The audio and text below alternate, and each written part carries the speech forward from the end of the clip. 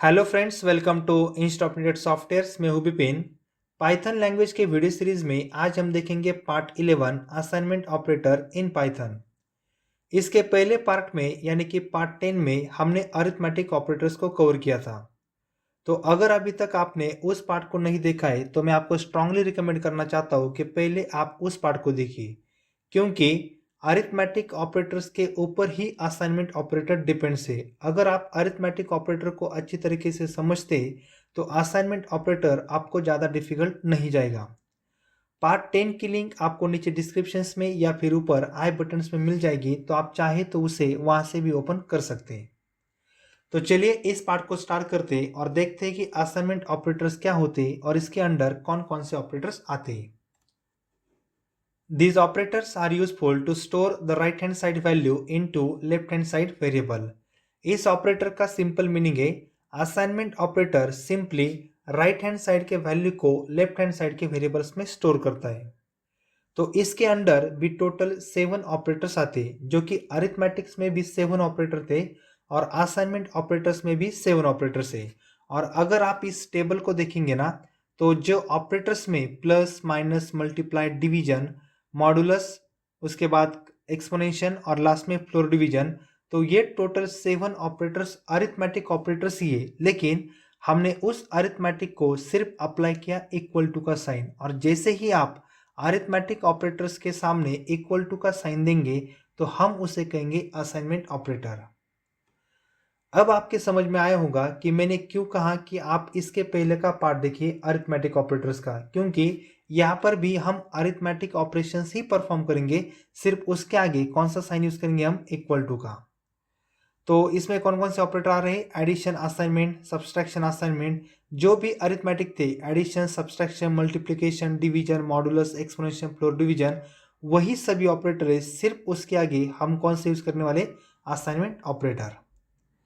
तो ये ऑपरेटर ज़्यादा डिफिकल्ट नहीं, हम सीक्वेंस में क्या करेंगे, अब इसको कैसे समझेंगे। तो सबसे पहले हम इसके ऊपर एक सिंपल एग्जांपल करेंगे, लॉजिक को समझेंगे।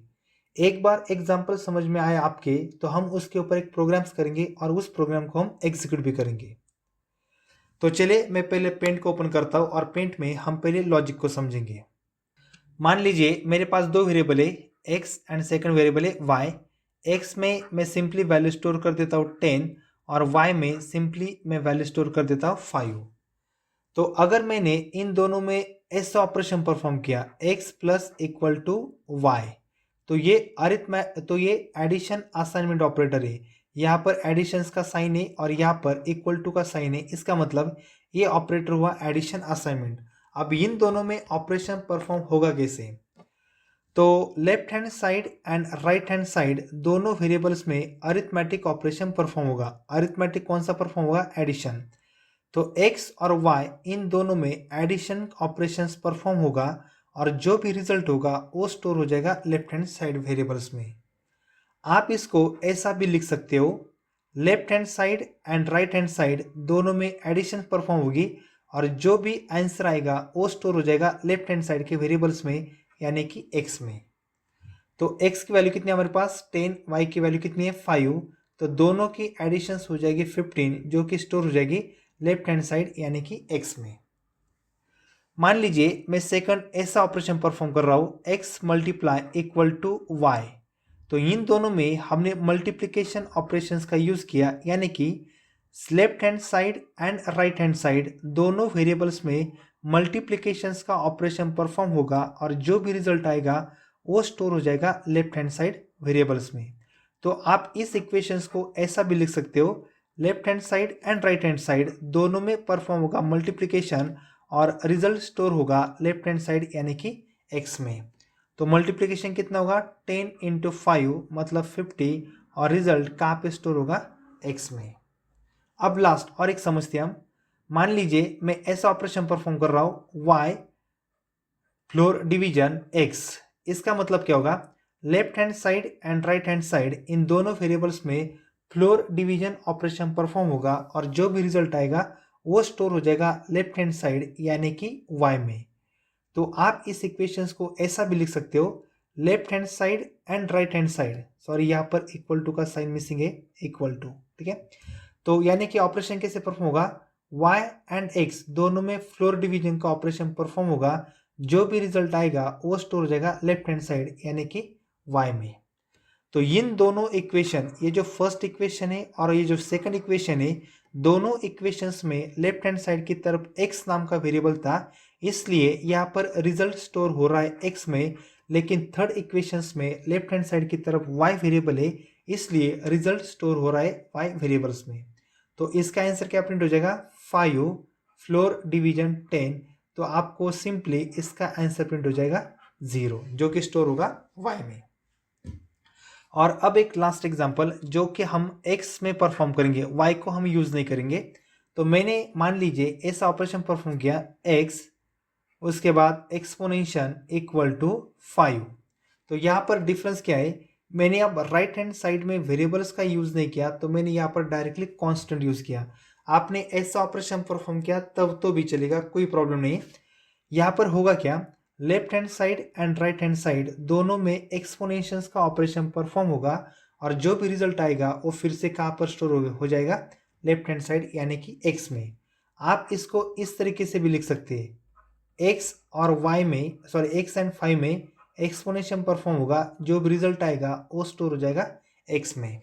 तो x की वैल्यू कितनी है हमारे पास, 10 मल्टीप्लाई 5, इसका मतलब 10⁵, और इसका मतलब 10 का मल्टीप्लिकेशन हो जाएगा 5 बार।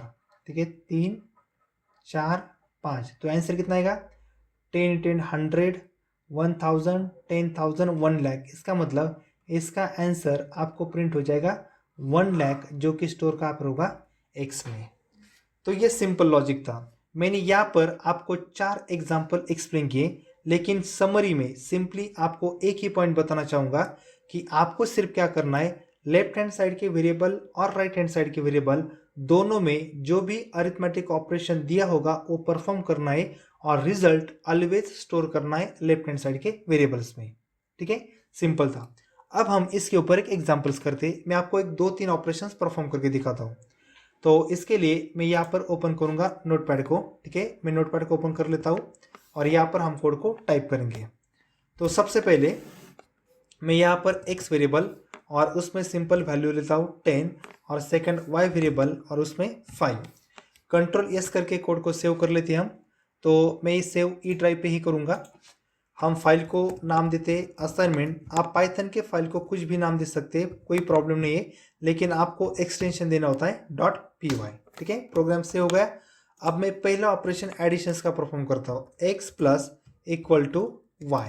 तो मैं सिंपली यहाँ पर लिख देता हूँ क्या होने वाला है, x और y दोनों में एडिशन परफॉर्म होगी, जो भी रिजल्ट आएगा वो कहाँ पर स्टोर होगा, x में। तो मैं आपको x को प्रिंट करके दिखाता हूँ।